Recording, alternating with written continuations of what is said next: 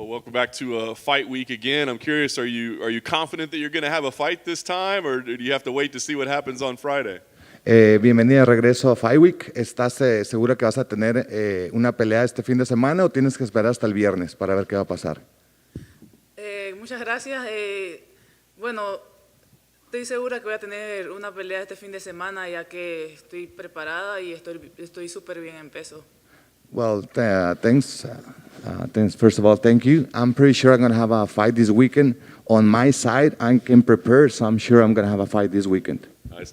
How difficult was the experience last time? I mean, getting all the way to weigh-in day and then not getting to compete. How difficult was that for you? ¿Qué tan difícil fue para ti esperar la vez pasada tanto estar entrenando y no pelear como tenías la cita de agosto? Fue un momento donde por un segundo me puse triste cuando me avisaron de que mi pelea se había caído, pero a la vez en ese segundo se me convirtió en felicidad ya que me dijeron, se cayó tu pelea, pero vas a tener otra oponente, y eso me sirvió para prepararme aún más. At the beginning, it was a sad news for me because I was expecting that fight, but at the same time, it was a happy moment because they told me there was a replacement. So that replacement was really good, and that gave me a little extra time to get even more prepared. Nice. I was going to ask, I mean, the delay, 2 months, was that okay? Was that a positive thing, or were you hoping to fight sooner? And what did you do during this time? Eso te quería preguntar, ¿esos 2 meses fue mucho tiempo, fue poco? ¿Qué querías hacer durante ese tiempo? Bueno, la verdad soy una peleadora que le gusta estar activa constantemente y un poco impaciente. Cuando me dijeron que iba a pelear en octubre, estaba emocionada, iba a tener un mejor campamento ya que pues uno siempre tiene que arreglar detallitos, pero se me hizo un poco largo porque pues casi 5 meses de campamento se me hizo eterno, pero a la vez lo tomé de una manera positiva para seguir mejorando las áreas que hacen falta. I'm a fighter that likes to be active all the time, but at the same time I got a little anxious. It was kind of 5 months camp, and but at the same time gives me time to fix little details. So it was a little bit of frustration, but I'm happy that it's happening now. Nice. Jessica Rose Clark hasn't fought in like 13 months. She's only fought, I think, twice in 2 years. How do you prep for somebody that there's not a lot of recent tape on? No ha peleado en los últimos 13 meses Jessica Rose Clark y ha tenido 2 peleas en los últimos 2 años. ¿Cómo te preparas para alguien que tiene este tipo de actividad? ¿Qué hiciste? Bueno, yo soy una peleadora que siempre se mantiene entrenando en todas las áreas. MMA es un deporte completo que hay que entrenar más de 5 deportes en uno, y la verdad yo espero que la chica venga con esa hambre, como yo pienso que viene con esa hambre de victoria. Obviamente viene de una para y yo vengo de una derrota, así que pues es la pelea indicada, la pelea perfecta para mí. Actually, on my side, I'm a kind of fighter that I like to be preparing myself on the different areas. I know that she's coming from a long break, but I'm coming from a loss at the same time, so this is going to be good elements for a good fight. Very nice. Is there anything specifically, stylistically she does that concerns you, or do you think that you're better than her everywhere? ¿Hay algo específicamente que pienses que ella es mejor que tú o que tú seas mejor que ella para esta pelea? Pues pienso que las dos somos una buena peleadora, buenas strikers, y la verdad pues me siento bastante completa. No pienso que ella es mejor que yo. Nunca pienso eso. Siento que yo soy mejor que mis oponentes, así como sobre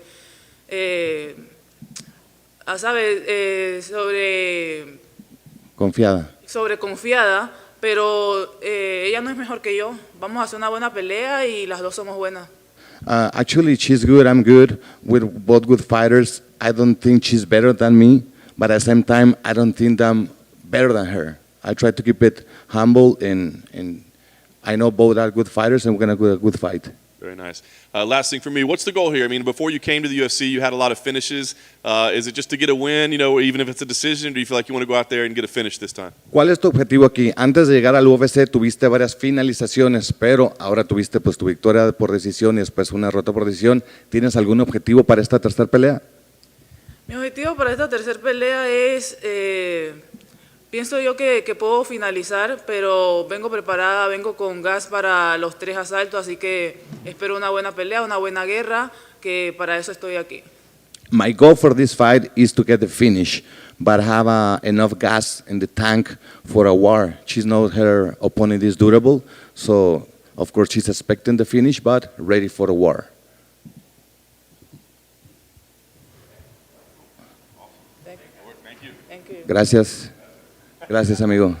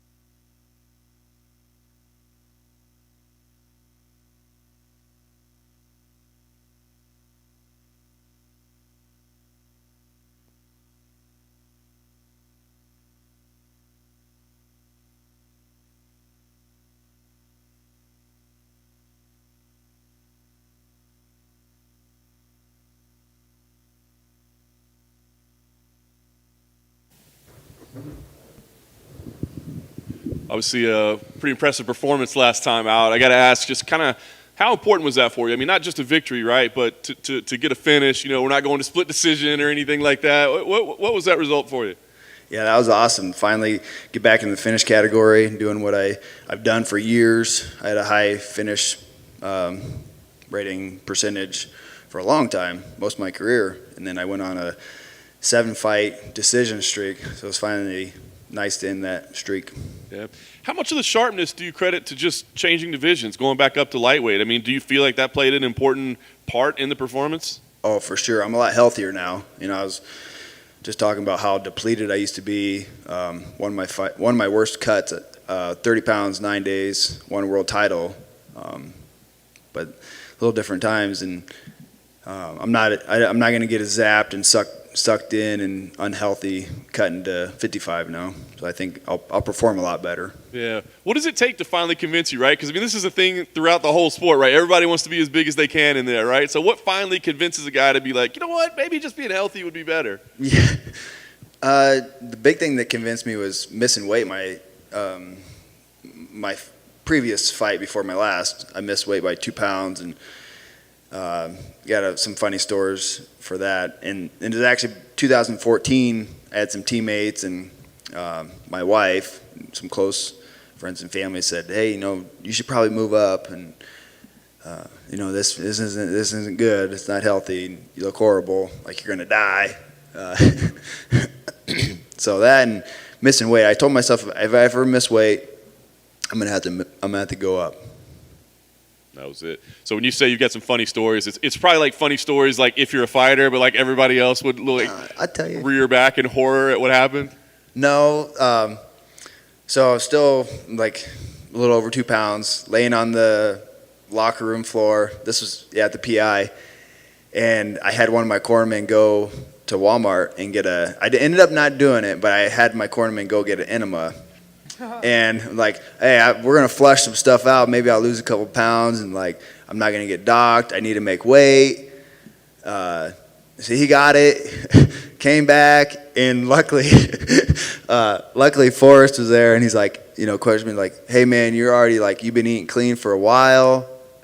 You probably don't have anything in you. If anything, you're gonna gain weight. And then he asked me like, what do you walk around at normally, and this and that, and I said it on the floor too. I was like, I need to go up, and Forrest told me like, yeah, you need to go up, and there's some other guys like, yeah, you need to go up. That's awesome. All right, so now quick turnaround, man. First time in a long time you're able to turn around this quick, right? I mean, has it been a good thing? Has it been challenging to back-to-back camps? What's the feel? I got busy right away after my last fight, so this is great. I was ready to go again that night. It was so quick, but I got back in the gym that Monday. Helped out a teammate fight the previous weekend. He won, and did some active recovery stuff. Just kind of backed off a little bit, and then ramped it up after a few weeks, and just stayed ready, asking for short notice stuff. I figured, something's gonna come up. I'm staying ready, staying healthy. Grant Dawson, impressive record, right? What do you think about him overall? I mean, obviously you fought some tough guys through your career. Does he stack up with them? What are your thoughts? Yeah, Grant's up there. We're co-main event, 17-1, 5-0, looking impressive. Got a lot of hype behind him. I'm an underdog, so I want to prove everyone wrong. This is another bump up with my UFC journey, so I'm looking forward to taking advantage of it. You said it co-main event. I was curious, at this point in your career, is that still special to you? I mean, does that mean something to be in that slot? It's a fight, when it comes down to it. Main event, first fight. It's a fight. So that's what I'm really focused on. But I was thinking about it before I found out it was co-main event. I thought, hey, we're probably going to be co-main event. He's talking some trash. He's a prospect. He was going to fight number 12 guy. I bet we're co-main event. And sure enough, boom, co-main event. Nice. Last thing for me, give me an idea here, man. What's the expectations for you, right? I mean, as you said, he's the favorite. He's the hot young prospect, right? I mean, is this about coming in and stealing some of that shine, or do you let yourself get involved in that? Like you just got to get a win. What's the goal here? Yeah, I want to shine with victory. So whatever rankings and credentials and hype he has behind him, regardless, like I'm coming here for one thing, and for victory.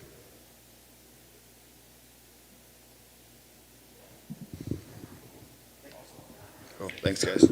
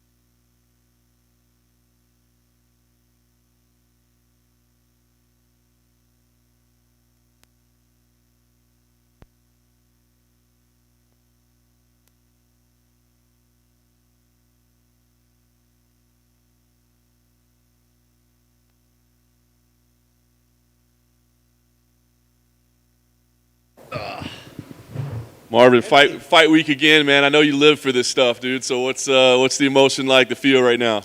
It's great, man. I just hope the fight happens, and I'm ready to go. I'm ready, and that's it. That's all I need to know. All right, so let's get it. You touched on it right there. You said, I hope the fight happens. You tweeted last night what he's trying to find a way out. Can you expand on that a little bit? What are you getting here? There's some shit going on about, well, I'll say, like, he had some problems with weight, I guess. So we'll see. I said I'll fight him on any weight. But, at the end of the day, we still have to all be professional. And, he's not professional. But, we all go through weight cuts. He has to do some of it, Yeah. So we'll see. But like I said, the last thing I want is for the fight to be scratched. So I'll fight him on any weight. With that being said, he needs to suffer a little bit making weight, because that's all of us go through that.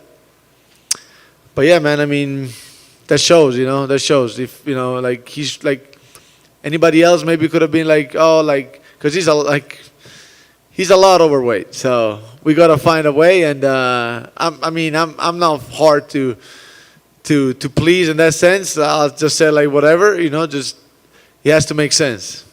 So has he officially reached out to you, or has the UFC officially reached out to you? Or are you getting some intel? Like what do we know here? What's actually official, or what's maybe like rumbling? I don't even know. Nothing is official, but I just know he's a lot overweight. He's a lot overweight, and so yeah, that will have to find some solution. When you say any weight, like what if he comes back and says, "Let's make it a 205 fight"? I said yes, let's do it at 205, but we'll see. We'll see if he can do a little bit better than that, because he should be able to do a little bit better than that. But worst case, I said yeah, he's still fine at 205. Wow. Have you had a chance to physically see him yet? No. And, it's hard because he's probably that fucking big. I should have seen him. All right, that one took me a second. All right, so listen, we talked before last time, obviously, emotional fight week last time out. This time, you're not seeing the guy. You're not going to be able to interact with him. You're not going to be able to do anything before Friday in the face-offs, hopefully.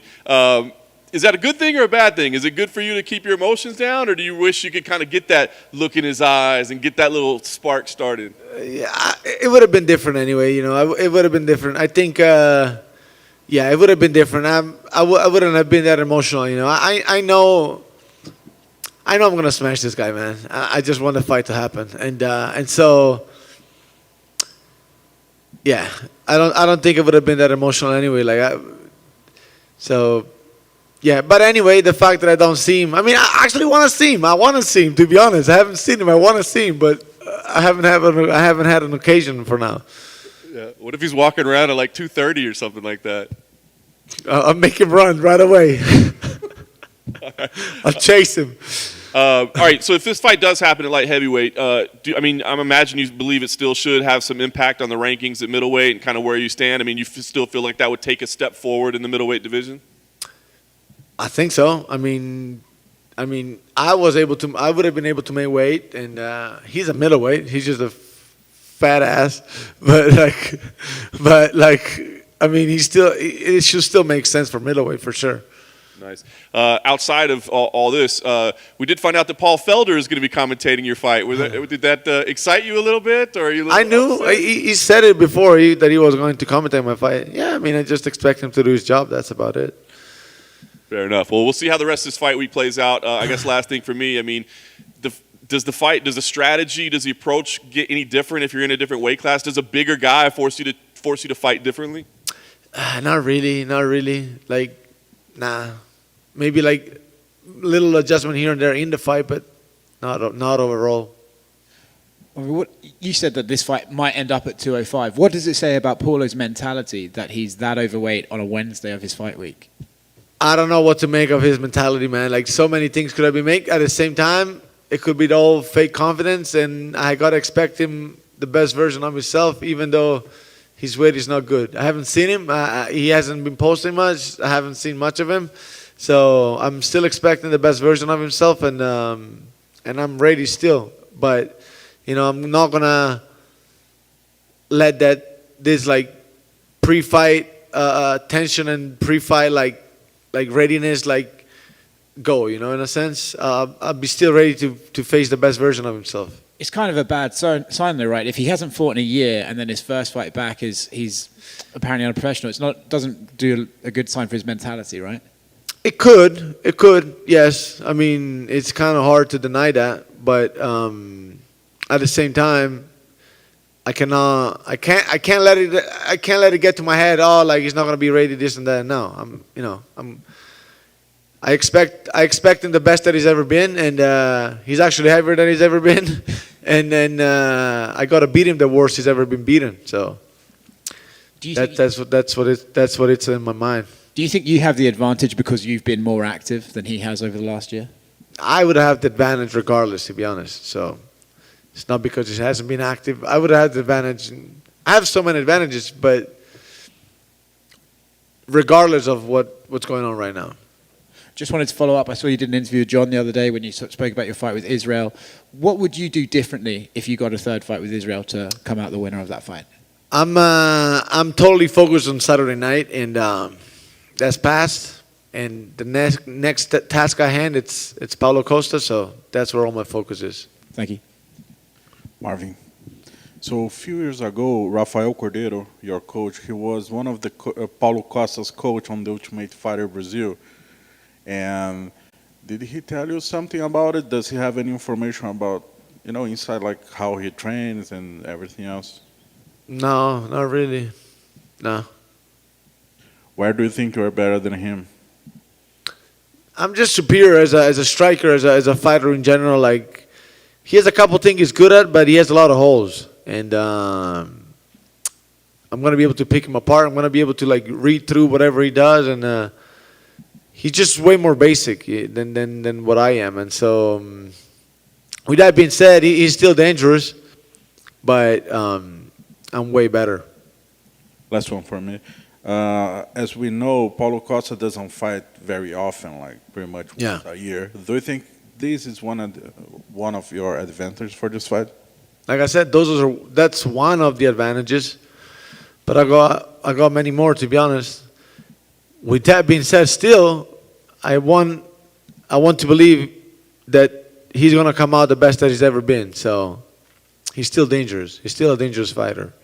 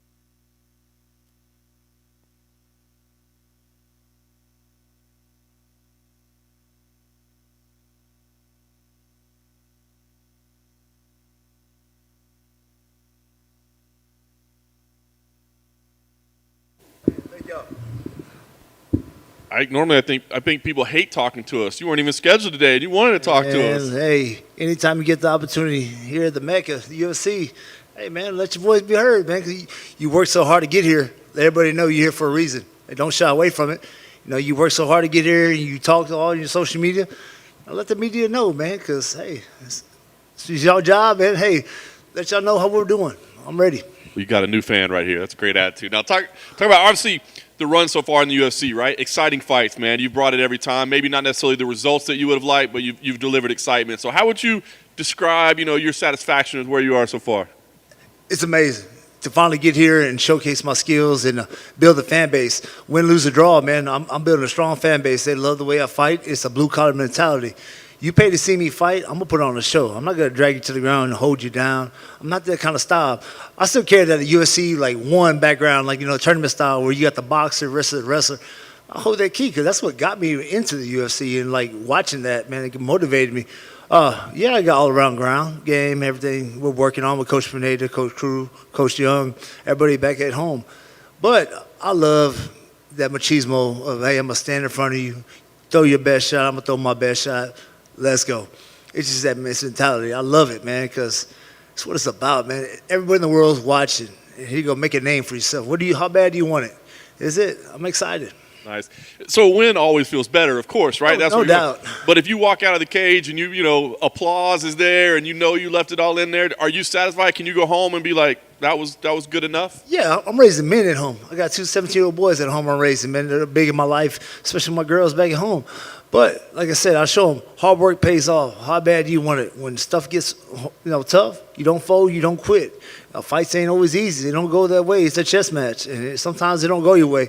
But if you dwell on it, you let it haunt you, it's going to tear everything up at home. It's going to tear it all up. Right now where I'm at mentally, everything's going good at home. Everything. So mentally focused, I'm a dangerous Ike, man. I can't wait to showcase it Saturday. This guy, he got lucky, man. He got a good padded record coming into this game. You see when he finally got tested, it got ugly. I mean, when I got here, I got tested, but I got tested with some failed drug tests and everybody else that I fought. But, hey, it didn't stop me. I still stepped up. I could have been like any other fighter said, nah, I'm not fighting you this week. We'll do it, reschedule it. I'm here, let's fight. That's just my mentality, man. Yeah, you can walk, you can work. Let's go. That's awesome. So it's been about 4 months. You talked about the mental aspect. What's been the focus? Has the focus during these 4 months really been more on the mental aspect, or there have been tactical things as well? Yeah, man. You gotta fix the mental. Everything gotta be right at home, and everything's gotta be right with the kids. Everything's going on. But right now, mentally, man, my kids are kicking butt in football. They're dominating. Pado High School, they're dominating right now. I'm always posting them on social media, show them the love because they show me love. So when everything's like, okay, they're on the high side. Time for me to go get it, man. My son's been working hard for this moment. Now I was like, okay, let's go to the gym, let's work it. I'm wrestling with my son this past Sunday. We grinded it out on Sunday, just straight wrestling. And he's like, okay. And I tell my son, I'm 37 years old, you're 17. I'm still whipping your butt. So it's amazing to share that with my son. But like I said, really thankful for everybody back at home, man. 4 Ounce Fight Club, Main Street, Dr. Lou. Dr. Lou really, man, pushed my cardio, get me in the pool. I hate doing the pool training sessions, but really swimming those pool sprints, hey, that will test your lungs. But other than that, man, like I said, Daniel Pineda has been big, getting me on the ground, wrestling, putting me in bad spots, making me, hey, when you get out of this, you can stand and bang. But really, when this guy wants to grab you, you got to get out of there. So I'm excited to put on a show come Saturday because, hey, who's going to win this fight? The fans. I'm excited. Very nice. So you kind of touched on, I want to ask, so when they come to you and they give you this matchup, he's got that nice record on paper, what's your initial thought? I mean, you're not impressed by what you see? Rocky Balboa versus a Russian. You call the old man. I was on the couch just watching football, hanging out with my daughter, Gigi, and I get the message from Jason House. So let's go. I don't care what your record is. I mean, we're all here for a reason. You get in the UFC, you're 0-0. I don't care what you did outside the UFC. That's everybody. Everybody is here for a reason. So you throw that record how you got here out of the way because you go 8 or 9 of those wins away from him. All those guys were 1 and something. Wasn't very impressive. When he finally got tested, it happened. But look at me. Well, I got tested by Chase Sherman. He had me by about 40 pounds. Did I back up? Never in my mind. Let's bang. Because there's no question about it, man. I train with a lot of lighter boxers. So light heavyweights, a lot of faster hands. So that's what makes it better for me. When I see the fast hands, I see it coming. Then I fight these light heavyweights. I see that coming a mile away. So I'm ready for it, man. Ready to showcase the world who I'm about, and the Hurricane's still here, man. I'm trying to make another highlight like Abu Dhabi. Let's go.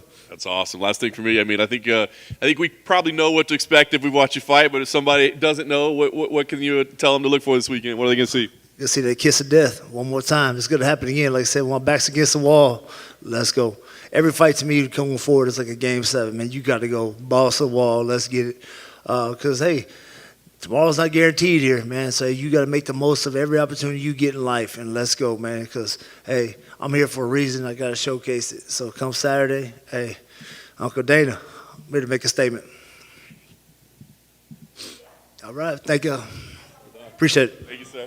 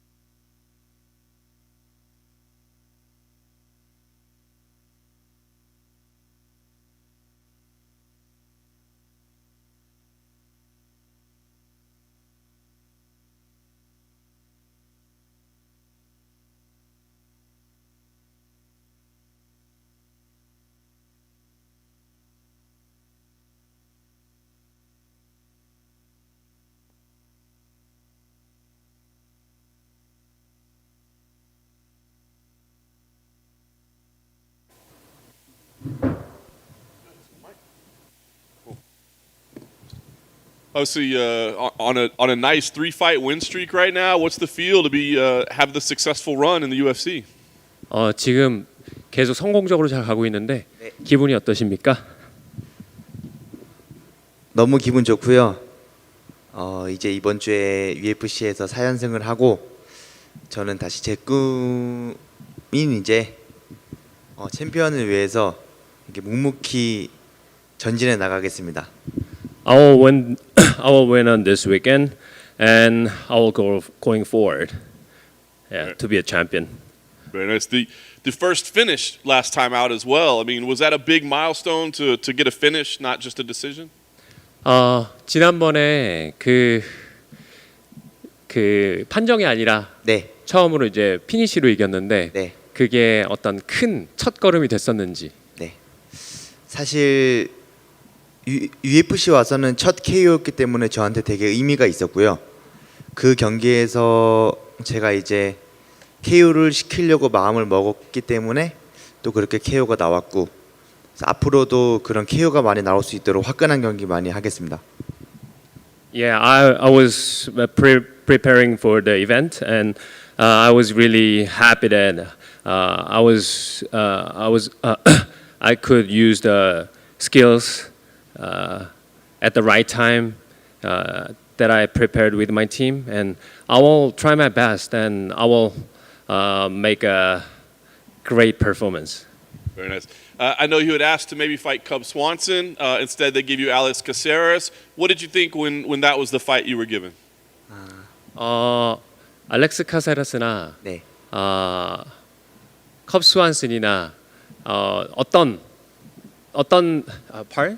Well, he had asked to fight for Cub Swanson. Instead, he gets Alex Caceres. I was just curious what he thought when he was given that matchup. 원래 컵스 완슨이랑 싸우고 싶다고 했는데 네. 캐세레스랑 만나게 돼서 기분이 어떠냐? 사실 뭐 후보로 거론된 선수가 몇 명 있었어요. 근데 그 중에 컵스완슨 선수도 있었고 카세레스 선수도 있었는데 뭐 저는 스완슨 선수를 콜아웃하긴 해서 뭐 그 경기가 성사되지 않아서 좀 아쉽긴 하지만 그래도 카세레스 선수도 얼마 전에 랭킹에 있었던 선수고 또 나름 인지도가 있던 선수라서 저는 괜찮은 것 같습니다. 네. Of course, I wanted to fight against Cub Swanson, but yeah, fight against Caceres would be great, and I want to win this fight. Nice. I'm curious how you prepare for Alex Caceres because the way he moves is kind of different and unpredictable. So did you do anything special in preparing? 카세라스가 생각보다 그 불규칙적인 움직임이나 변칙적으로 이제 나올 수 있는 것들이 많다고 생각하는데 네. 거기서 어떻게 준비를 했는지. 사실 카세레스 선수가 그런 변칙적인 움직임이 많은 것 같지만 되게 제가 이제 그런 느낌으로 막상 스파링을 해보니까 저는 좀 단순하게 느껴졌어요. 그래서 카세레스 선수의 약간 그런 변칙적인 거를 저의 그 단단한 기본기로 이번에 잘 무너뜨리려고 준비했습니다. People think he's really unpredictable fighter, but I searched for his style, and yeah, I think I prepared for it. Yeah. Very nice. A win here would be 4 in a row. It would be 3-0 this year. Do you feel like a ranked opponent would be next, or what do you want with a win? If a win here would be 4 in a row, it'd be 3-0 this year. So does he feel like a ranked opponent should be next for him? 다음번에는 이번에 4연승을 하면 네, 다음번에는 이제 랭킹의 상대와 네. 할 수 있을 거라고 생각하는지. 저는 뭐 사실 랭킹에 있는 선수랑 하면 좋고요. 만약 그게 안 되더라도 제가 이제 랭킹에 좀 더 가까워질 수 있는 그런 선수랑 하면 좋을 것 같아요. 저는 더 강한 타격가를 원합니다. Of course, if I can fight against a ranked fighter, but if it's not, but it's okay. But I want somebody who is stronger. Nice. Last question for me. What is the goal here? Is it just to get a win, or is it to get another one of those finishes and do something spectacular? 이번에 특별히 목표가 있다면 그냥 이기는 게 목표냐, 아니면 어떤 멋있고 화끈한 경기를 보여주거나 다른 것들 보여줄 게 있나? 저는 우선 무조건 KO입니다. KO고 KO를 준비를 했고 만약에 그러지 못하더라도 저는 경기를 우선 더 화끈하게 해서 화끈하고 보시는 분들에게 더 약간 멋진 경기를 선사할 수 있게 저는 이번에 좀 강하게 경기할 생각입니다. I will knock him down for sure, and I wanna show everything on the octagon.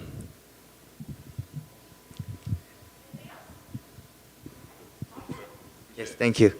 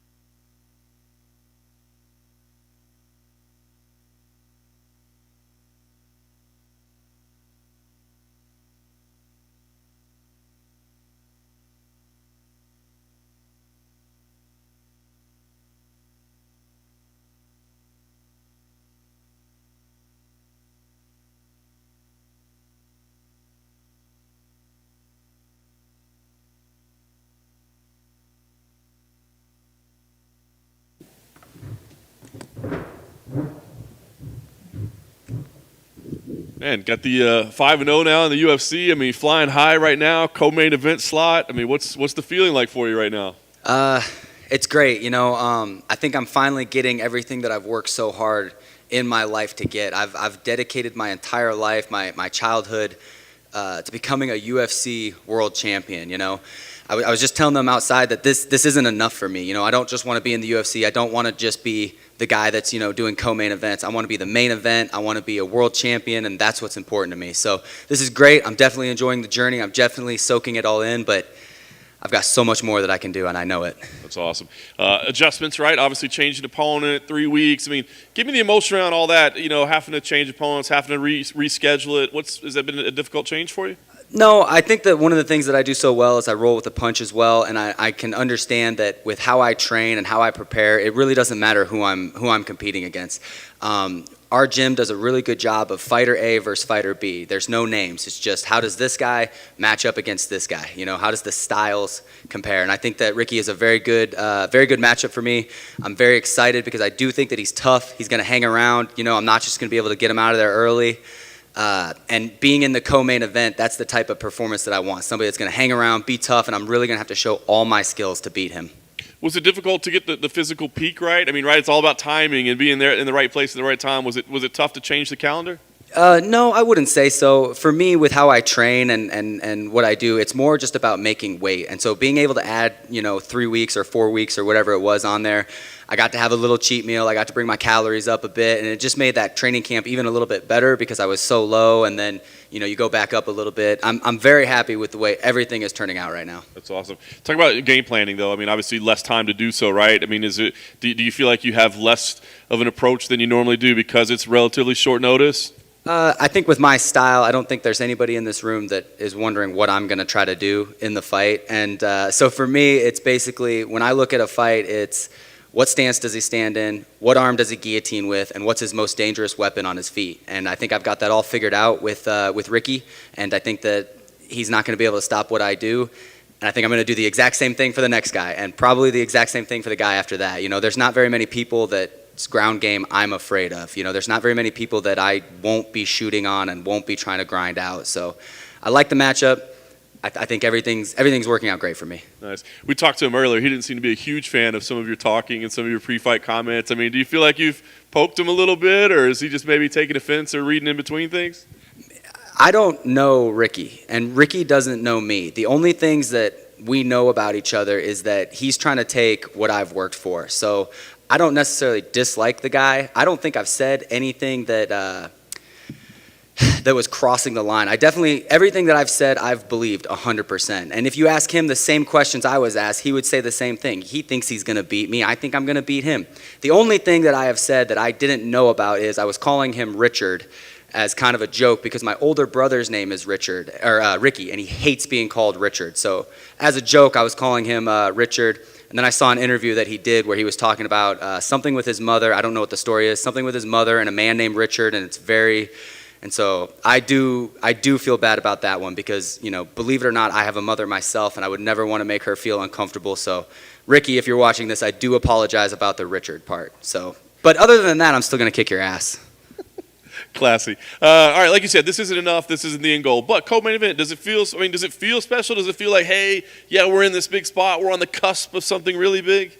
Yeah, I think so. I think that, it's really cool that I'm finally getting that recognition. I felt like there's a lot of fighters when I was coming up that were getting a lot of recognition, like Bryce Mitchell is one, he got a co-main event for, I believe, his fourth fight, something along those lines. And it's nice that I put my head down and I started grinding and I'm finally getting rewarded for that. So it's great. I'm so excited, but at the end of the day, being co-main event, being a giant favorite, that doesn't change anything in the fight. Because we're co-main event, he doesn't hit any harder. Because we're co-main event, I don't, gas out. It really doesn't change a whole lot in the fight, other than it's kind of cool that there'll be that many eyes on us. Yeah, and you're in a stacked division, of course, but I mean, you win here, like you said, 6-0. That's pretty impressive. I mean, your career record is impressive. Or do you think it's time to be in the rankings and fighting these ranked opponents after this one? Definitely fighting ranked opponents. I don't want to get ranked without fighting a ranked opponent. There's a couple of guys that are in the rankings right now that really didn't beat anybody or really didn't do anything super spectacular. And I don't want to be one of those guys. So after this fight, I'll be 18-1, and I really want to take on Diego Ferreira again in December and earn my spot in the top 15s. Now, if they put me in the top 15 for whatever reason, I'm not going to say no, but I really do want to earn my spot in the top 15. Diego's ranked number 11. He wants the fight. I want the fight. Barring no injuries and barring I win on Saturday, that's what we're going after. Nice. Do you care to call out any of the guys that don't belong there just to stir the pot and piss some people off a little bit? Nah, because they're pretty scary. No, it's not so much 55. There's a couple in 55 that are, but at 45, I feel like there's a lot of guys that get ranked off of not beating ranked guys. You know, when I was a kid and watching MMA, you had to beat a ranked guy to get ranked. And I think that they're kind of just, you know, oh, he's on a 2-fight skid, you know, but he's fought the number 5 and 6 guy in the world. They don't realize that, and they just get him out and get the new blood in. So I definitely think that there's some politics going on with the rankings, and it's not a huge deal to me because I'm here to be number 1, not number 15. I dig it. Last thing for me, goal here. I mean, obviously, like you said, you're trying to go all the way to the top. So is it just win by any means, or do you feel like you want to go do something spectacular where, you know, these extra eyes all of a sudden are talking about you and it just really brings the hype up? My goal is to finish. Ricky's never been finished in the UFC. I think he's only been finished once in his career, actually. So for me to go in there and get a finish over Ricky, I think that's what's going to stamp my name, and that's what's really going to show people like, hey, I am ready for the next level. Other than that, winning is the only goal. Winning dominantly is the goal here.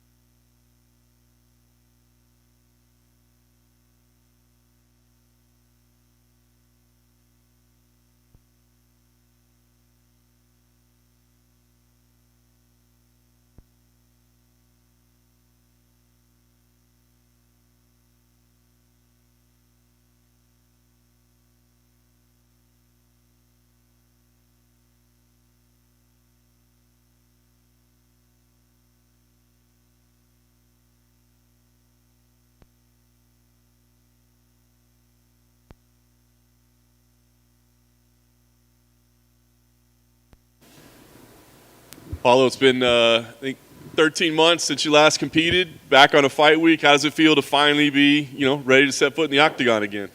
Yeah. Yes, I take some time out of this thing, this cage, and now it's time to come back. Yeah. We had the situation in August with the fight that wasn't signed, or was it signed? I mean, do you feel like your relationship with the UFC at that point was bad or difficult, or was it a misunderstanding? What happened there? No, I don't feel, or felt my relationship with the UFC is bad now. It's the same, I think. It's just business, And I think you talk about not sign that supposed to fight against Cannonier, right? Yes, I never signed that contract. Maybe the UFC precipitate to announce that fight, but I never made any accord to fight or numbers to fight against Cannonier. Against Whittaker, yes, I signed, but some weeks before the fight, I had a severe flu. It's not COVID, flu, but I could make that fight because on that time I need more 4 weeks or 3 weeks. I tried delay that fight for 1 month after, but for any reasons, I don't know why they don't want to make that fight. Well, we got a big fight here, obviously, main event. Marvin was here earlier. I'm sure you may have seen. He said he's worried the fight's not going to happen. He said that you came in heavy and that he's scared this fight isn't going to happen. So I guess what can you tell us about your weight right now? Are you heavy, and are there concerns that you can't make 186 pounds? No, I think this fight will happen. Just will not happen if he not want to fight me. Maybe we can do cat weight, 185, I don't know. 90 kilos, 90 kilos, I don't know how it is. 185, okay. Maybe. But I think make this fight on 185 could be more exciting to the fans, more explosive fight, because I want to go bring the fight for him. Maybe he want to bring the fight to me. So I think with both guys heavy, this knockout can happen easily. Are you able to tell us what you weigh right now? My weight right now, yes, is 96 kilos. So could 211? So do you think you could make 186? I mean, does this have to happen at 195? I mean, can you make the actual middleweight limit, or is that not possible, do you think? Make what? Which limit? Middleweight, the normal weight. Can you make that weight or not? What happened is yesterday, Valid talked with some people of him. I don't know if Ali or his manager, I think. And it's not on the schedule make 185 anymore. It's another weight, above that. But I'm not exactly which weight yet. So you don't even know for sure yet what weight you need to make right now? Make a little difference for me now, 4 or 5 pounds or 6 pounds. I really don't care. I'm more concentrate on my weight than on his weight. I don't care if he, make 25 pounds or more. Right. But we need to find a catch weight to make. Fair. I don't know exactly yet. So obviously that makes fans wonder, what's going on here? Is there an injury, or is it like a mental thing? I mean, why? Obviously, you've competed for a world title at 185 pounds.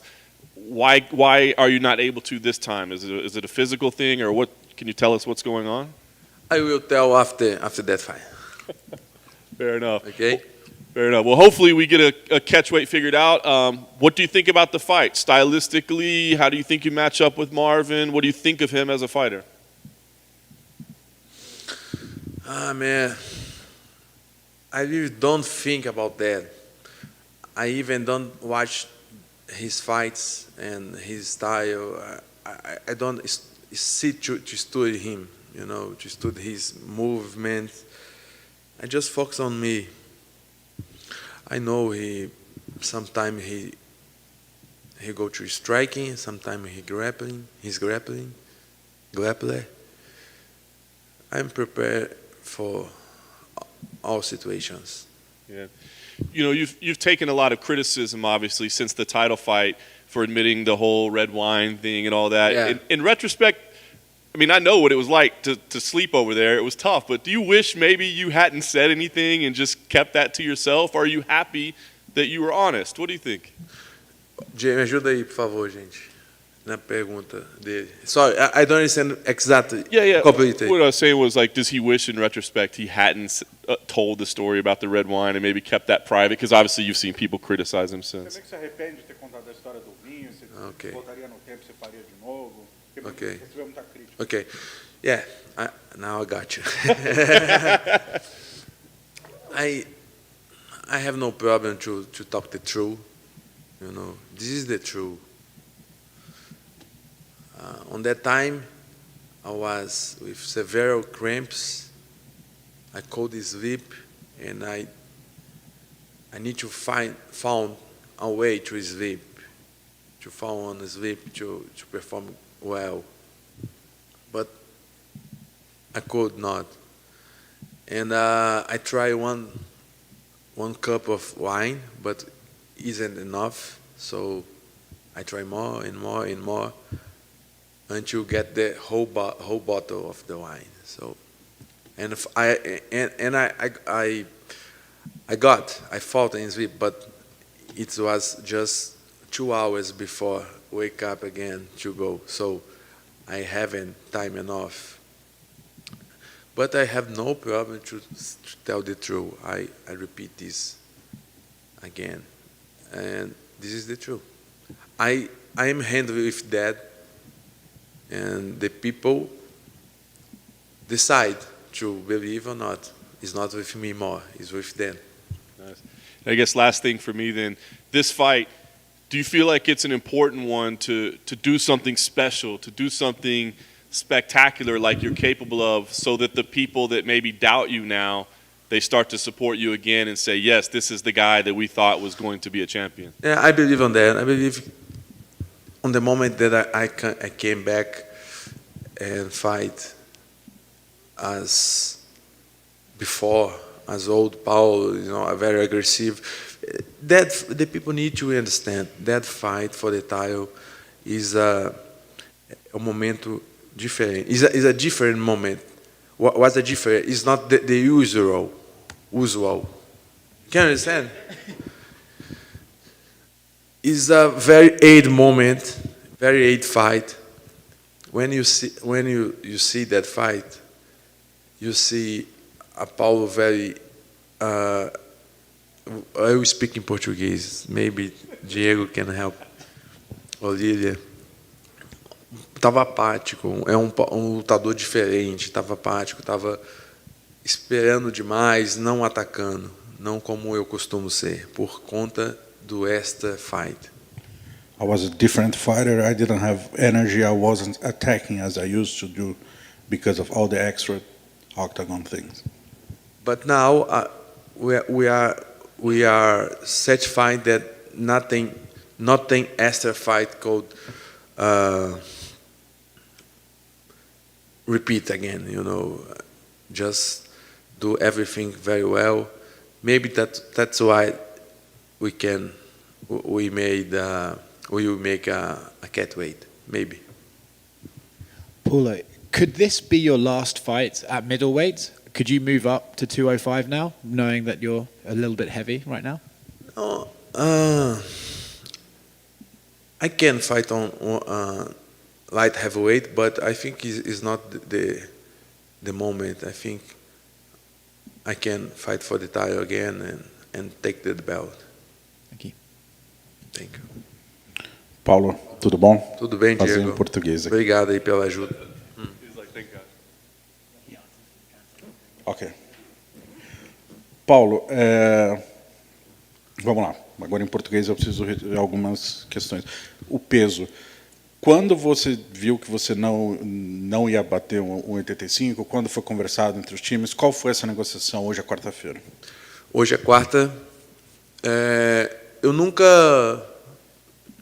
pensei que eu não fosse bater o peso. E, na verdade, eu nunca deixei de bater o peso, né? Inclusive, como ele falou, eu lutei pelo título, que foi o peso sem tolerância nenhuma, que é 83,9 kg, se eu não me engano. Então, eu bato esse peso, isso não é um grande problema.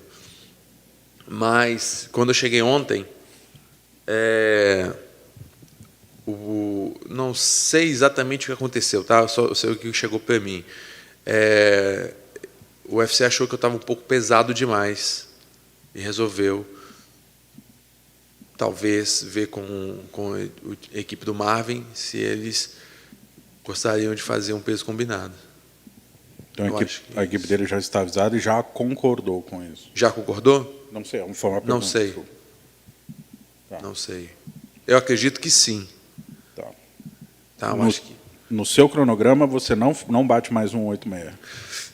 O que me falaram foi que não precisava mais. Isso aí é um peso combinado. Maravilha. Seria apenas para essa luta ou você pensa em subir? Apenas essa. Apenas essa. Apenas caso específico. Cinturão ainda, foco? Foco total. Maravilha. Bom, recentemente, esse ano, a gente teve a questão de uma luta que teria sido assinada e acabou... Você disse que não assinou e acabou não acontecendo. E teve uma luta que você assinou contra o Whittaker. Essa que eu falei primeiro foi Cannonier. Isso. O Whittaker você assinou, mas acabou não lutando. Em cima disso, eu te faço duas perguntas. Essa turbulência, entre aspas, você acha que abalou a sua relação com o UFC? E a segunda pergunta é, qual a diferença da negociação de valores para essas duas lutas e até para a luta com o Vettori? A sua situação contratual é a mesma?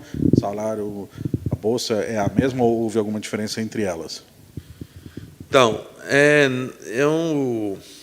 eu não acho que abalou nesse momento nenhum a relação com o UFC. Eu acho que o UFC é muito profissional e na relação com os atletas, eu acho que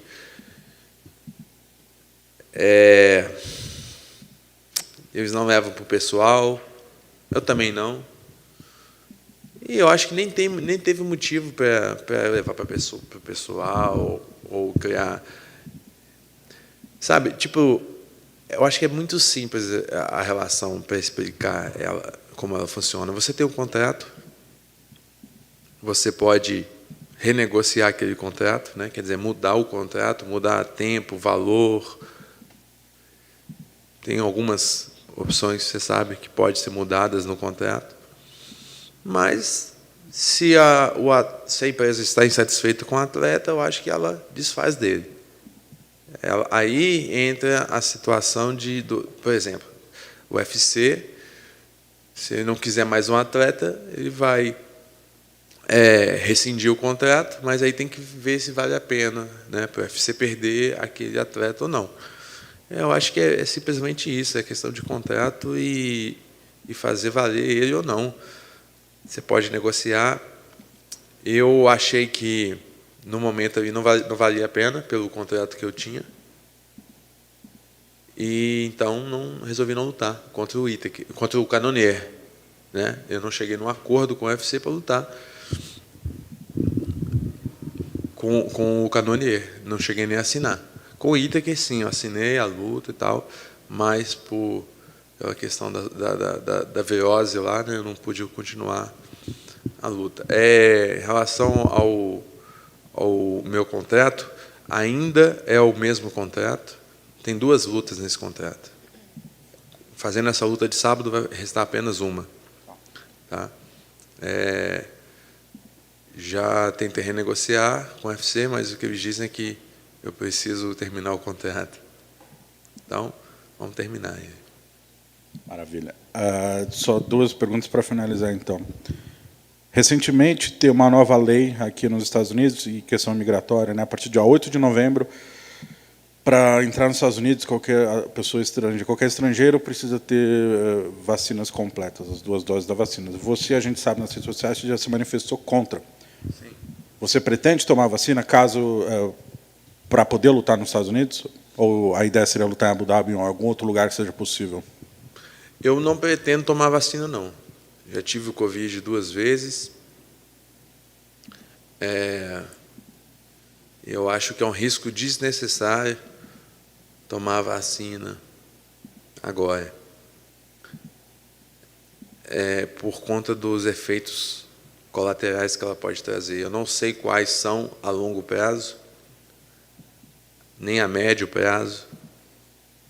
E a curto prazo, a gente tem alguns relatos aí, positivos e negativos. Então, eu não vejo necessidade. Com a saúde boa, né, é um atleta, eu não vejo necessidade de tomá-la, não. Avaliando o custo, benefício e relação risco e benefício, eu pretendo não. Aí essa questão da política de ser necessário para lutar em algum lugar, aí tem que ser avaliado com mais calma. So this one I'm going to translate because it's a new question, okay? So he said, I got COVID twice, so I'm not willing to take the vaccine. It's an unnecessary risk for my body. I'm healthy, I'm young, I have athletic body, and the thing, if I gotta take to fight somewhere, it's case to case. So I'm gonna think about it when I have the opportunity. A última pergunta então, Borrachinha. Eu até comentei com você antes, o Vinícius Antonini, né, tem um vídeo dele no podcast que ele falou que você foi, palavras dele, expulso de um campo do Vitor Belfort, na luta que ele faria com Dan Henderson, a terceira, se eu não me engano. Você pode relembrar a situação e dar a sua versão sobre o caso, por favor? Posso. Então, quem não sabe, né, em 2015, eu lutava no Brasil, né, no Face to Face, no evento do Rio, e o Vitor, ou a Joana, ou alguém da equipe dele, soube de mim, né, me conheceu, eu acho que foi o primo dele, não lembro. O Pedro, eu acho que foi o Pedro que me chamou. Falou assim, olha, o Vitor vai ter uma luta contra o Chris Weidman, a gente queria que você fosse lá, te convidar para você ir lá participar do camp dele, ajudar. Você quer ir? Eu falei, quer, vou. Fui. O Vinícius Anthony não estava lá. Isso foi 2015, eu acho. E aí treinei com ele, ajudei, fui ajudado. E eu utilizava aqueles camps que eu ia para ajudar para me condicionar também. Então eu marcava uma luta parecida com a luta na data que supostamente eu teria que voltar. E voltava, só fazia algum ajuste e lutava. Entendeu? E aí, na segunda vez que eu fui uma vez, o Chris Weidman se machucou, e aí o camp foi interrompido, todo mundo voltou. Voltei normalmente. E aí, ele marcou essa luta com o Dan Henderson, acho que foi logo na sequência, e me convidou de novo. Eu fui. Da primeira vez, eu fui até de graça. Eu fui de graça, nem recebi nada. Paguei a minha passagem, fui por minha conta. E ajudei com a maior boa disposição. Na segunda vez, eu falei, olha, não dá mais para ir de graça. Eu não tenho condições de arcar com, com os custos para viajar. E, não, beleza. Não falava diretamente com o Vitor, não. É uma outra pessoa. Eu acho que é esse Pedro, que é primo dele. Aí ele falou, não, tudo bem, a gente vai te pagar e tal. Pagar a passagem. Foi. Cheguei lá, o Vinícius Anthony estava lá, tá? No outro não, estava nesse novo camp. E aí eu acho que eu fiquei umas 2 semanas só, porque todo dia que eu ia, eu não conseguia treinar com ele. Por que eu não treinava? Porque ele não queria treinar comigo. Não sei se não queria, se queria treinar com... Eu não sei por quê. Eu sei que eu ia para a academia, mas não conseguia treinar. Então, eu ficava sozinho ali, batendo saco e tal, treinava com os outros meninos ali, mas a gente estava ali para ajudá-lo, né? Então, ia lá, ficava meio que na disposição de ele poder ajudar ou não, e acabava que não ajudava. Eu acho que eu não treinei com ele nenhuma vez, dessa segunda vez que eu voltei. É até diferente, né? Porque dessa segunda vez eu estava sendo pago para estar lá. Da outra eu fui de graça e fui utilizado, dessa outra não. E aí eu fiquei sem treinar, e eu estava um pouco mais pesado também. Talvez seja isso, né? Talvez eu estava um pouco mais pesado. Mas aí não conseguia treinar, mas não reclamei também. Só fiquei chateado, né? Mas estava ali à disposição. E aí, um certo dia, quando acabou o treino, também não fui utilizado. Não foi utilizado em momento nenhum. Não fui treinado, não treinei com ele em momento nenhum e também não pude treinar. Aí, quando voltou para o apartamento, o Vinícius antes falou assim: olha, eles compraram a sua passagem para hoje, daqui a 2 horas, para você voltar. Eu não entendi também, mas voltei. Foi isso. Aí eu acho que depois ele falou na entrevista sobre a energia, que o Vitor não gostou da minha energia. Eu não entendi também. Mas nunca mais falei com ele. Ele também não falou nada, o Vitor também não falou nada nesse dia. Foi uma relação um pouco estranha mesmo, assim. Foi isso. Alguma pergunta mais? Valeu, gente. Thank you, guys. Thank you.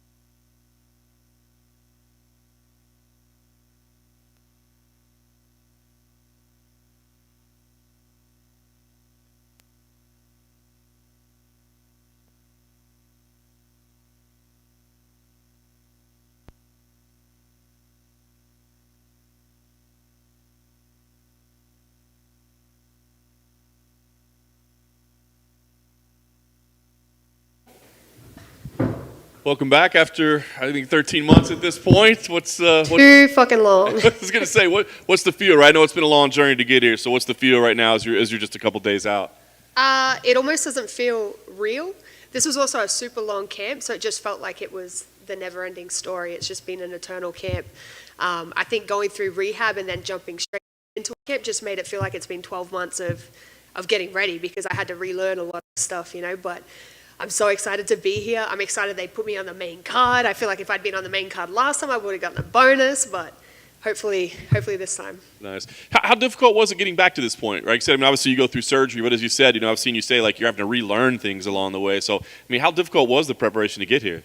Honestly, it wasn't as hard as I thought it was going to be. And it initially, straight off the bat, like from the amount of pain I was in to how capable I was of doing a lot of stuff immediately, where I'd had a lot of other fighters, because I talked to a lot of people before I had my surgery to say like, hey, what did you experience? Do you have any feedback? Is there anything I should be aware of, And I want to say 95% of the people I talked to were like, yeah, it was terrible. Recovery was terrible. I was bedridden for weeks, but I was in the gym 3 days later. Like I was off crutches almost immediately. I had painkillers for 2 days. And I don't even feel like I needed the painkillers, and that's why I stopped, But it's actually been really cool, because it gave me, going through that rehab gave me the opportunity to focus on a lot of things that I think I neglect when I'm fully physically able, like a lot of mobility, balance, strength work, just all these things that kind of kept pushed to the wayside when you're just focusing on kickboxing, boxing, wrestling, jiu-jitsu. So I feel my goal with my physical therapist, who was incredible, by the way, was just to come back more athletic than what I was before I had surgery, and that's 100% how I feel.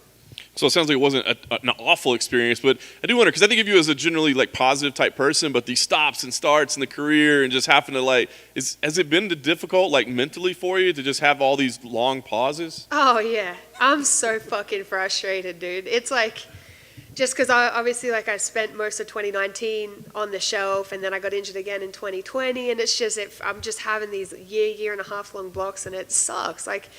I'm a full-time athlete and I can't even do my job full-time. That's rough, but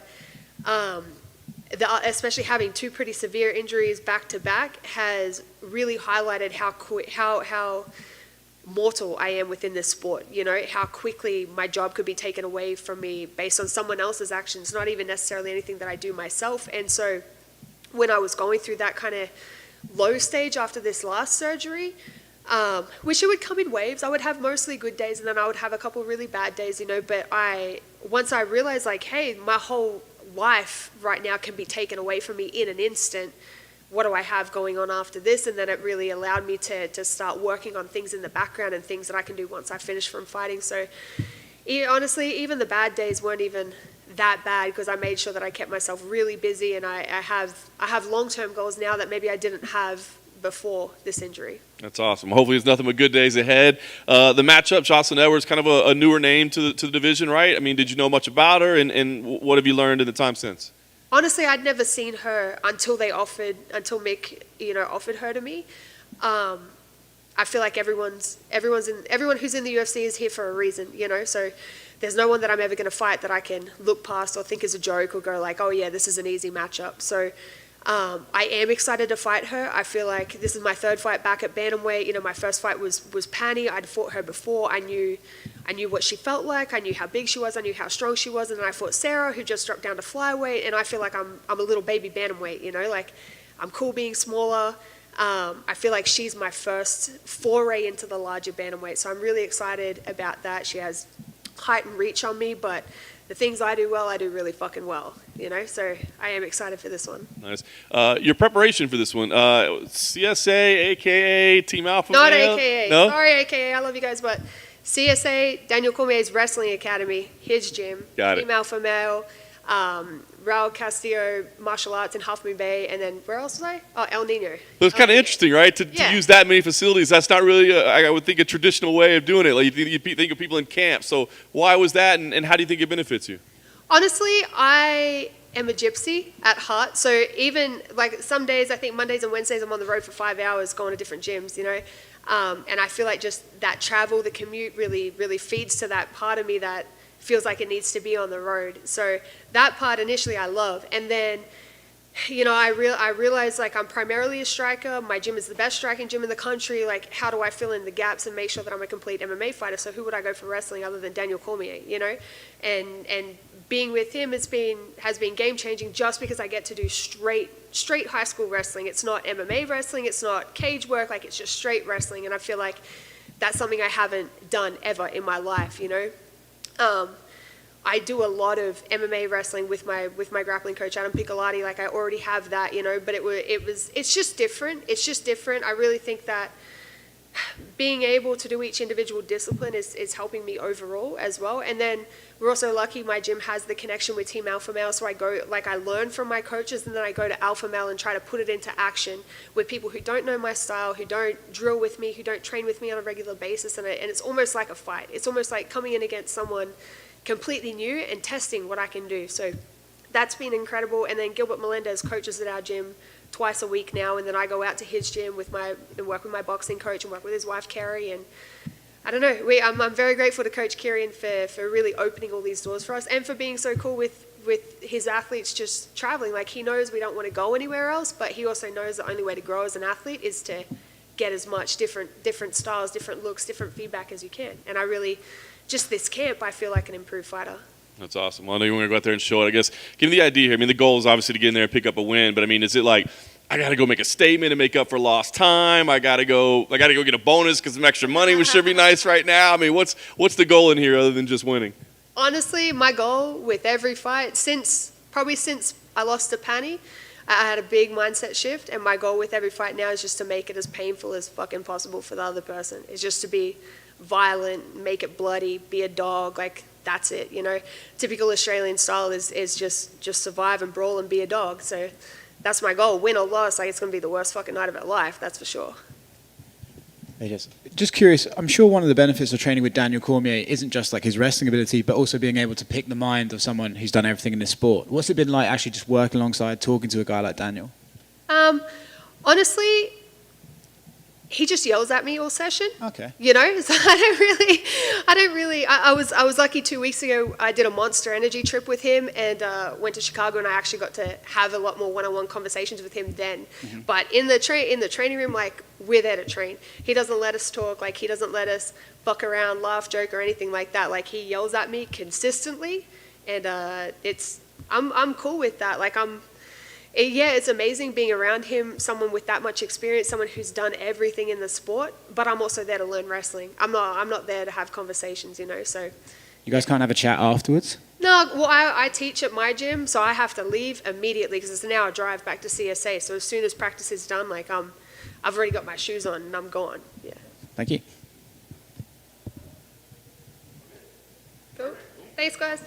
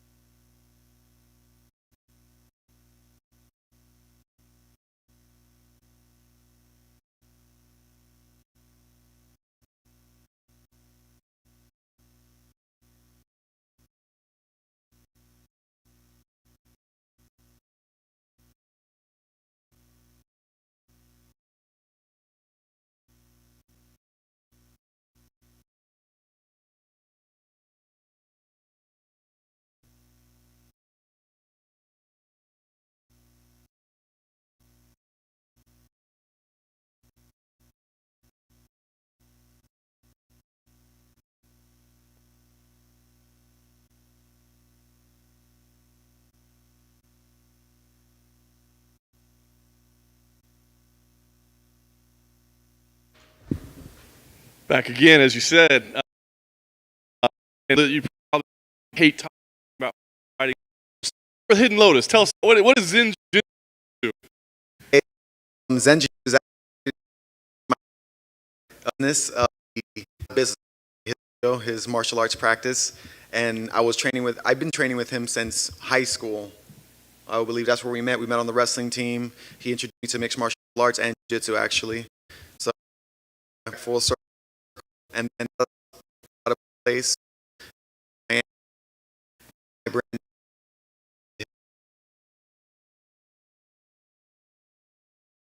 So brand new school, not a necessity, you know.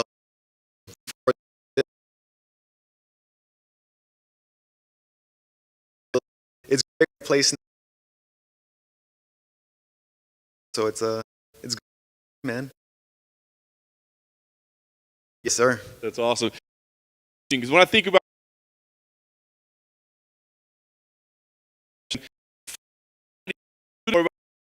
style to the martial arts. Well, pertaining to me specifically, when I feel like I'm always trying to show people better ways of defending themselves. Like ultimately, that's what my reason for martial arts is. I wasn't always when I was a kid, I guess I wasn't the most intimidating person, and I was always small and always the runt of the litter, I guess you would say. And I really wanted to just be sure of myself. That was my point of going into martial arts or having any type of affinity towards martial arts, was to be sure of myself. Not necessarily just to defend myself, but I want to know myself in deeper levels. Like, who am I through pain? Who am I through struggle? Who am I through adversity? And can I come back as myself after that? You know, and that's what I try to teach people. So when I'm teaching, yeah, it's slightly different because I'm more focused on concepts, not necessarily moves. I feel like hitting people, punches and kicks and elbows, it's easy to do.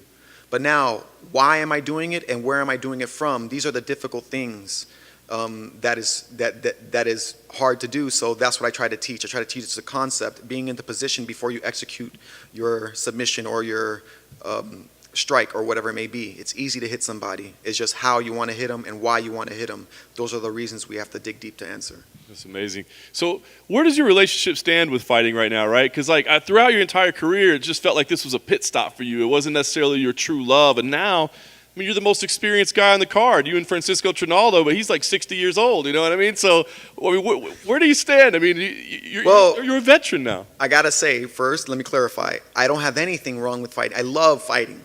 I love fighting. I love martial arts. I love competing. I love training. Everything that has to do with martial arts, I love it. I don't like sports, which is why when it comes to like competing in organizations and stuff like that, I do it. It's my job. I like parts of it and everything. It's great. It's fun. It allows me a lot of freedom and allows me a lot of room to grow through. But I don't like sports, and it's not. I don't know. I just can't watch it. You know, I can't get into it. I like playing them, but I just don't like keeping up with the stuff. So when it comes to martial arts, I love martial arts. I'm always going to be doing this forever, I feel like. Whether it's with the UFC or not, I'm going to be training for the rest of my life if it's possible and competing for as long as I can. But the UFC is the best place to do it in. I mean, so far I fought in plenty of organizations throughout my career. I've been with the UFC the longest, and they just do it right. So I'm here. That's awesome. So I'm curious what happens when you get a fight offer, right? Because I know there's no way in God's green earth you've ever seen Seungwoo Choi fight before, right? I mean, you don't watch fighting, do you? No, I've seen him fight before. Okay. We did watch some tapes, you know, once we hear the opponent. Oh, like, we got this opponent. All right, let's watch a couple videos on him. But when you first get the name, I mean, do you have like an instant reaction, or you're just like, I don't know? I know. It really is never a name. It's like Abraham calls me. He's like, hey, man, you want to fight? I'm like, yeah. He's like, okay, do you want me to send you a contract? No, you sign it for me.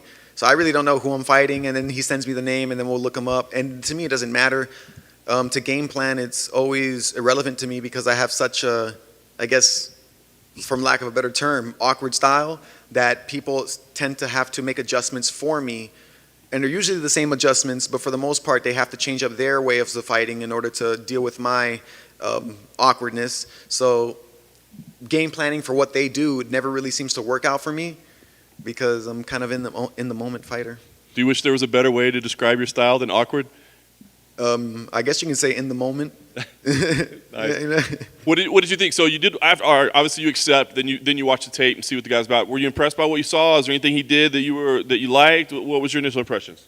Well, the first impressions, he's a pressure fighter. He likes to come forward. He likes to throw hard. He loads up his shots. I don't see him doing too many picking shots, like picking people apart. He'll walk you down, come in there with hard combos, look to tie you up into clinch, grind you out, break off with nice strikes and stuff. So he's a great striker.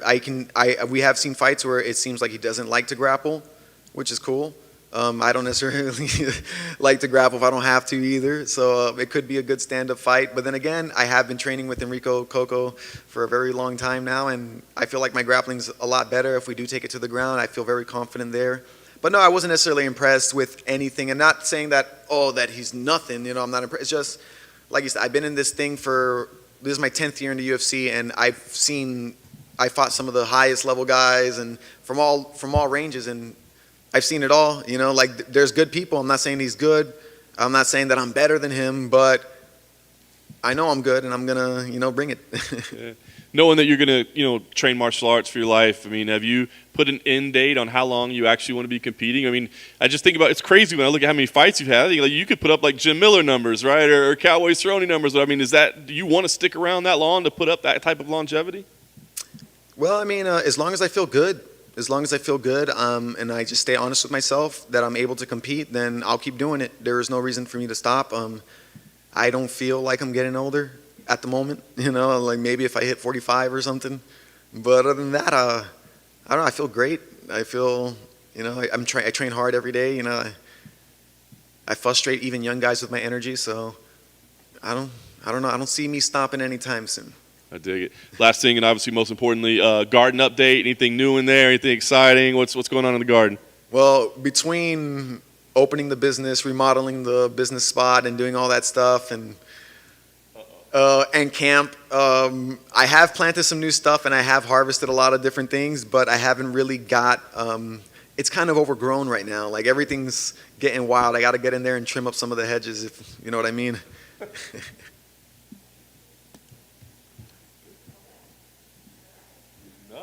All right. Thanks, sir.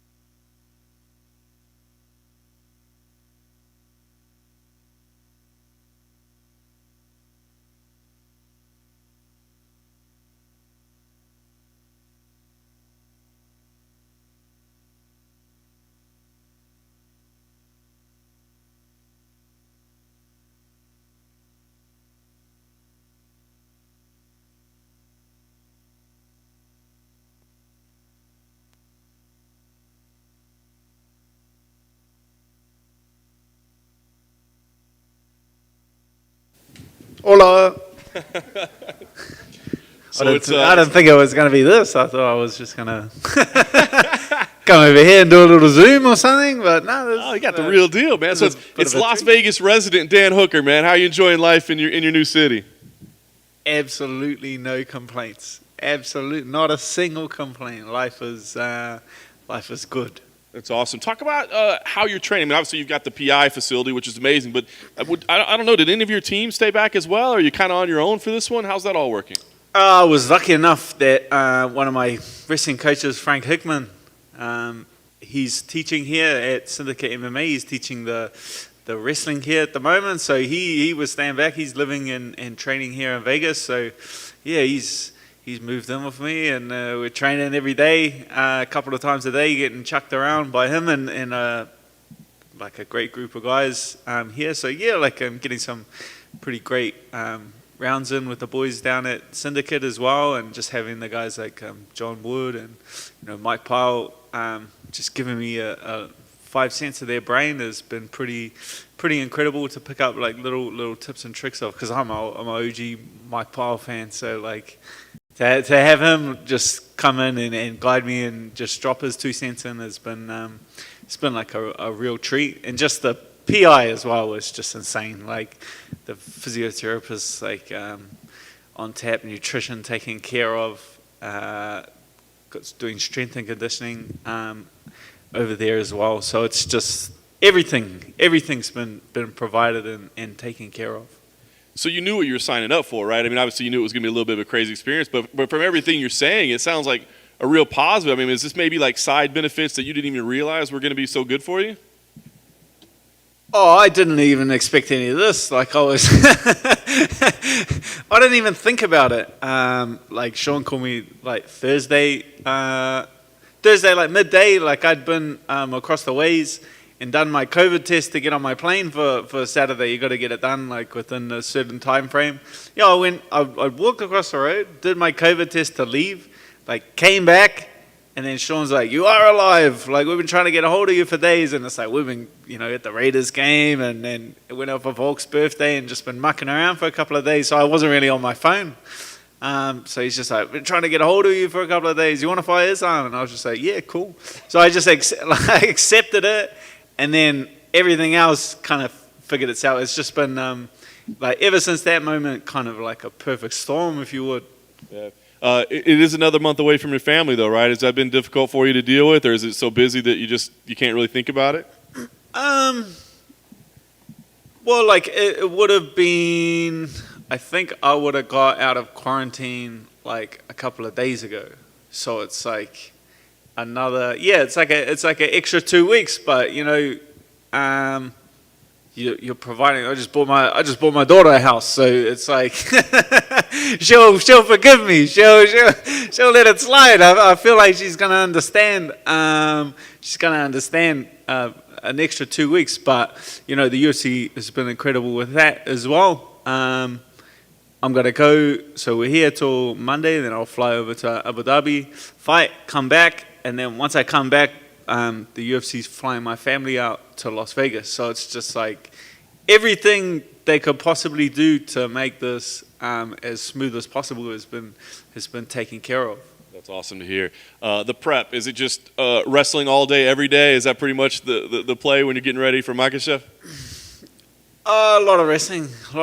There's I had some big, strong guys. There's like a real cool group of guys that I've been working with, like Ben, Bill, and Frankie. It's daily Shark Tanks. Like it's daily, just the grinds, like identifying like the positions that he's pretty great at, and just drilling them to death, pretty much. So it's just been, I've just kind of getting my head above water, like. This week it's been a rough couple of weeks, but I've been like really enjoying it. And now like this week we come right, and I'm feeling good, and I'm feeling I'm feeling very confident now. And I know you like to analyze the sport and break it down. I mean, is this guy as good as everybody's making him out to be? He's like the new it kid, the new thing on the block. Is he that good? I don't want to downplay him. You know what I mean? Like now everyone's giving me so much credit for going out there. Like I don't want, I seen things. Oh, he's the, everyone's saying he's the next Khabib, and he's just gonna waste you, and like it's just gonna be, he's just gonna destroy you. It's just like, why should I convince anyone that he's not? Like, what benefit do I get from sitting here and convincing people that I'm gonna win? Like, I really see no benefit in it. It's like, I like the storyline the way it is. I'm thoroughly enjoying the storyline the way it is. I dig it. The storyline after, does it end with us calling you a contender again, right? I mean, before the setbacks, like we were talking title shots and all that, and I know now you've said, hey, man, just give me anybody. I want to fight. I want to do these things. But do we start talking about title shots again if you win here? Oh, without a doubt. Without a doubt, you're in the you put yourself in that title picture. There'll be like you're in like a one of a two-man conversation. Then it's here of this fight, and then it's the Gagey Chandler winner. So it's like how the title fight plays out. It's like, well, if Oliveira wins and Chandler wins, like, do we really want to see that again? It's like so it's like a lot of different things can happen. But yeah, you're like one of two guys that could get a title shot from this. So of course it's like a very real possibility. Nice. Last thing for me, I know you're busy getting ready for your fight, but are you also looking for a little real estate out here for City Kickboxing? Have they got you out scouting?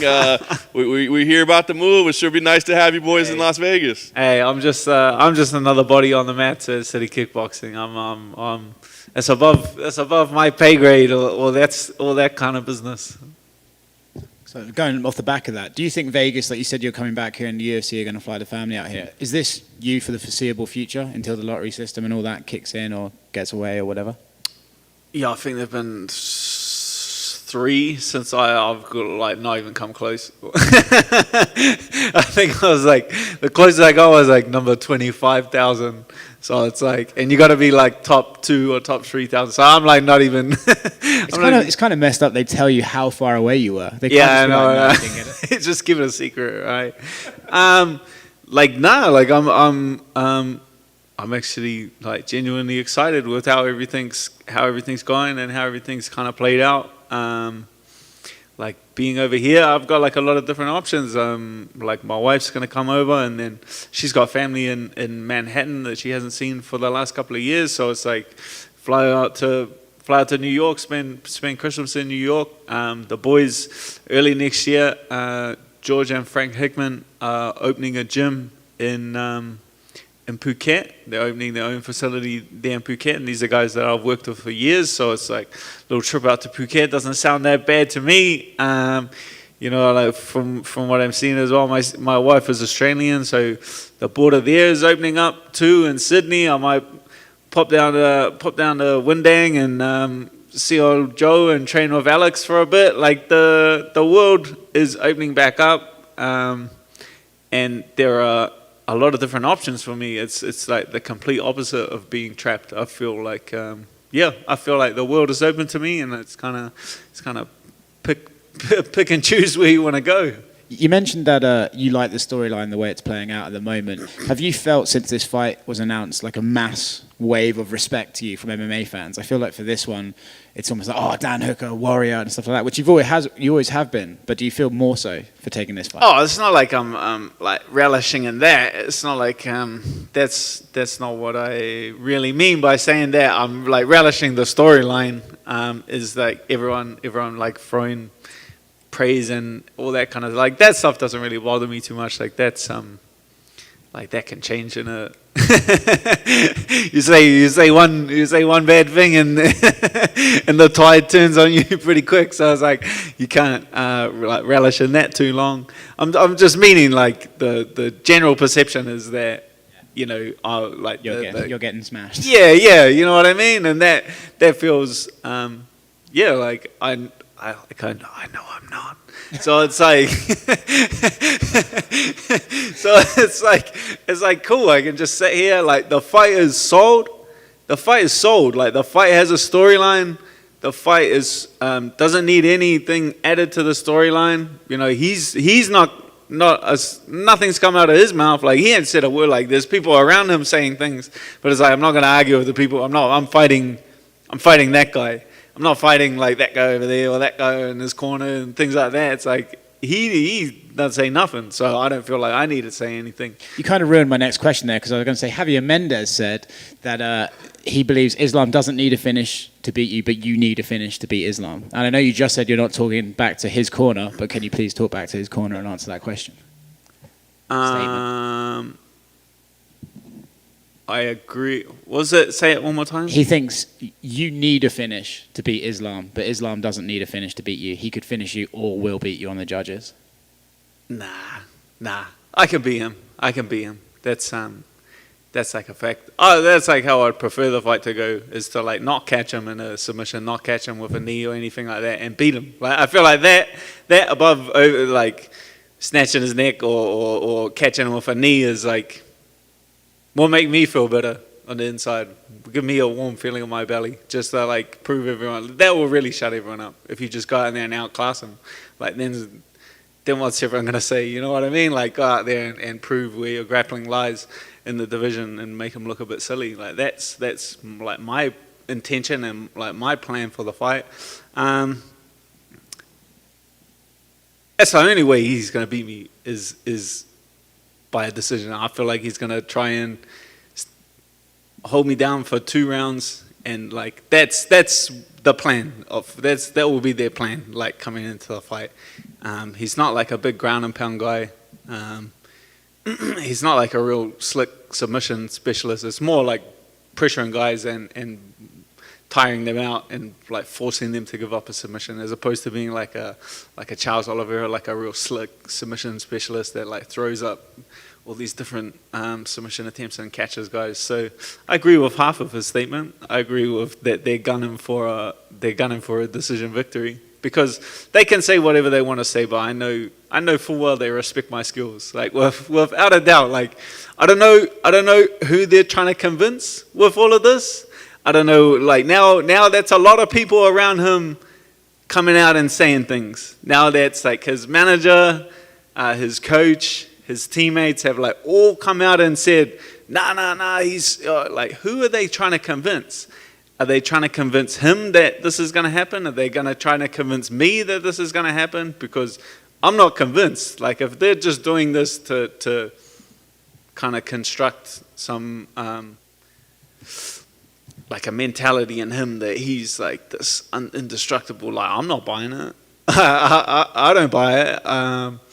He puts his pants on like I put my pants on in the morning. Like he ain't Superman. Like I'm very confident. Whoop. Pleasure.